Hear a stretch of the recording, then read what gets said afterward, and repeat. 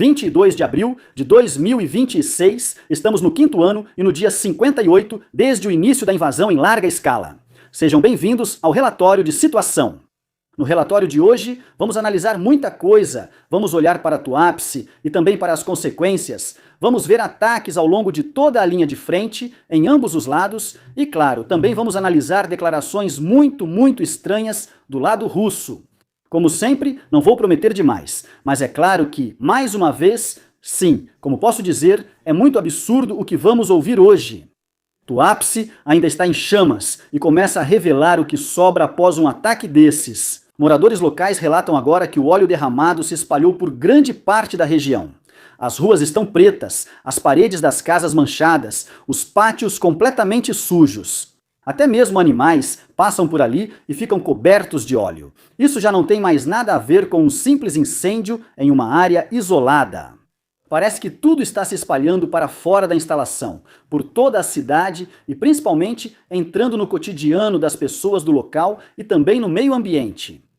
Dá para ver que o problema não é só o fogo em si. Os tanques estão queimando, sim, mas ao mesmo tempo o material continua vazando e se espalhando. E é justamente isso que não se consegue controlar tão facilmente, mesmo que as chamas diminuam ou se apaguem em algum momento. Segundo os moradores, o solo e o ar estão tão contaminados que eles não podem mais viver no local. E a cidade foi praticamente destruída junto, sem que os ucranianos tivessem atingido qualquer prédio residencial civil. Se Putin não tivesse iniciado a guerra, a vida deles não estaria tão restrita. Mas poucos pensam nisso. Falando em pensar mais adiante, preste atenção. Para quem já achou a cena de ontem um pouco suspeita, porque os bombeiros russos já não podiam mais apagar o fogo e apenas tiraram fotos na frente do tanque em chamas, vou mostrar uma ainda melhor para vocês. Preste atenção, o depósito já está pegando fogo há alguns dias. Grandes partes já queimaram e estamos vendo agora as consequências. Ou seja, ar ruim, chuva de óleo ou cinzas por toda a cidade. O que a comunidade da cidade pode fazer então? Eles pensaram, ei, o depósito está queimando, então a cidade precisa de mais áreas verdes, claro. Hã? Isso parece quase absurdo. Enquanto as consequências de um impacto desses se espalham por toda a cidade, oficialmente se fala sobre árvores e áreas verdes que agora querem construir em cima. Então eles não falam sobre o que realmente aconteceu, mas sim sobre algo que soa melhor ou que deve criar um clima melhor. Como quem diz, não há nada para ver, está tudo bem. Aqui também não há guerra em Basince. Quero dizer, claro, em Tuapse. Olhe só para isso, motociclistas russos passam de moto pela neblina perto de uma posição ucraniana e são abatidos pelos soldados. Como isso é possível? Como isso pode acontecer? 3 coisas me vêm à cabeça sobre o padrão de ataque russo.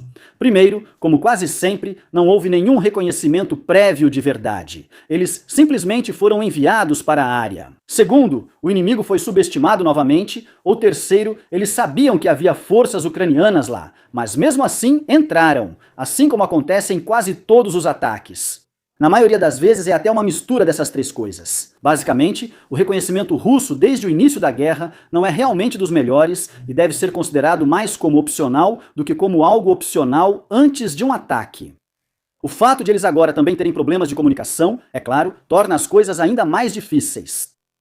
Mais um ataque de drone ucraniano, agora visto de cima. A região de Rostov é uma região bastante importante, pois por aqui passa uma grande parte do abastecimento russo para a Ucrânia ocupada. Ao fundo, pode-se ver o fogo da defesa antiaérea e algumas explosões causadas pelos impactos dos drones. O vídeo foi divulgado há pouco, quando eu já quase terminava a pesquisa, então ainda não tenho imagem do impacto. Vou tentar providenciar isso o mais rápido possível, como sempre faço.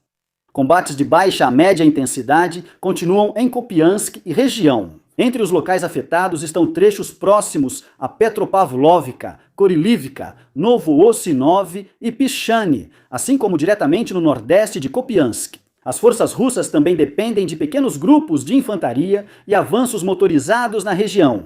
Isso significa que eles voltaram à tática do ano passado, já que essa claramente funciona melhor.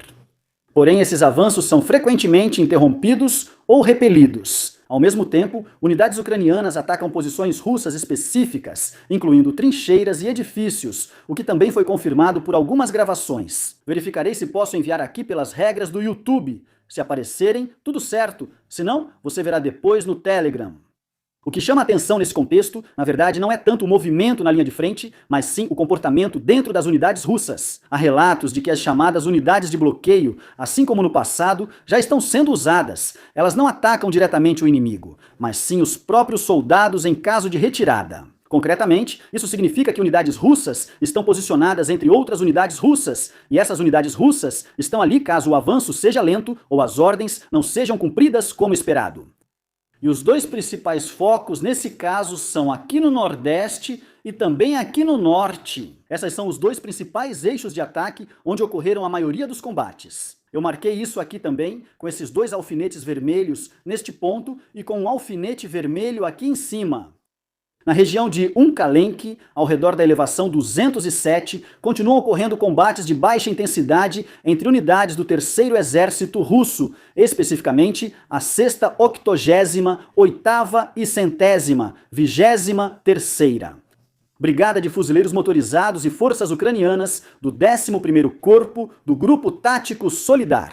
Entre elas está também a 10ª Brigada de Assalto de Montanha, a 54ª. Brigada Mecanizada, assim como partes da 81ª Brigada Aerotransportada. Do lado ucraniano, nas últimas semanas, ficou evidente uma tendência clara. As tropas recuaram gradualmente de suas posições avançadas, mantidas desde janeiro na região ao redor de Raketen, e encurtaram a linha de frente. O objetivo era concentrar as forças na principal linha de defesa preparada da aglomeração de Kramatorsk.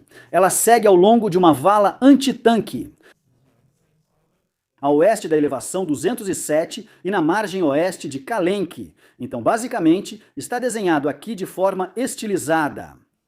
Mas eles não queriam abandonar completamente a área avançada. Forças ucranianas continuam mantendo duas posições avançadas a leste da vala. Uma na margem norte da elevação 207 e outra na chamada Floresta, no flanco sul. Essas posições ainda funcionam como pontos de observação e retardamento, principalmente o segundo. Porém, os combates já estão focados em outro local há semanas. Diretamente na elevação 207, lá, unidades russas da 80ª e 8ª Brigada, apoiadas pela 100ª, 23ª. Brigada conseguiram tomar grande parte da floresta no topo. As forças ucranianas atualmente mantêm apenas a parte norte e oeste do bosque. Pequenos grupos russos avançaram ao longo da ravina e agora tentam avançar em direção à localidade da linha Oleksandrivka. Esta é a localidade neste ponto, para a qual também aponta a principal direção do ataque. O objetivo é ocupar uma posição a oeste da vala e criar uma pequena cabeça de ponte. Isso não é ruptura direta, e sim abordagem clássica. Primeiro garantir o terreno, depois aproveitar brechas, expandir lentamente como os russos fazem e, se falhar, partir para o cerco. Há indícios de que elementos da 6ª Brigada já estão presentes pontualmente a oeste da vala antitanque. No entanto, de forma limitada, a Ucrânia recuou sua linha de modo consciente e a densificou, enquanto a Rússia avança em direção a ela. Não frontalmente, mas por terrenos que permitem movimento, como disse. Isso não é um rompimento, mas é a fase anterior, caso consigam manter a pressão aqui e os ucranianos continuem recuando em direção ao oeste.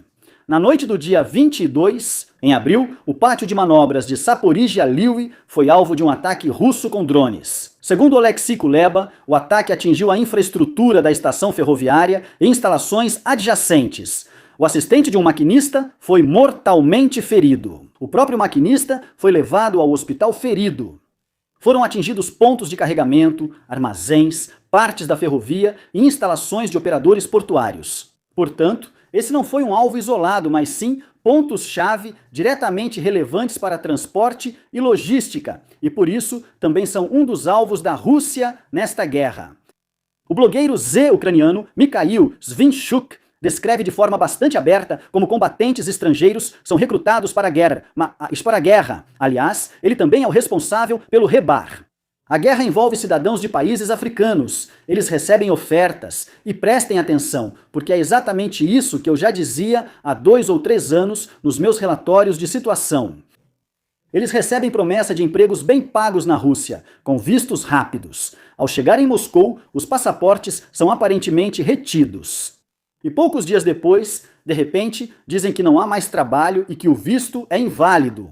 A situação se torna interessante, pois sem dinheiro, documentos ou como voltar para casa, só restam 2 opções para os afetados: deportação com dívidas ou contrato com o Ministério da Defesa russo. Esse contrato parece ser assinado assim porque, devido à barreira do idioma, poucos entendem, já que está em russo. Isso não vem de algum lado oposto, mas sim do próprio grupo. E é exatamente por isso que essa declaração tem um peso bastante decisivo.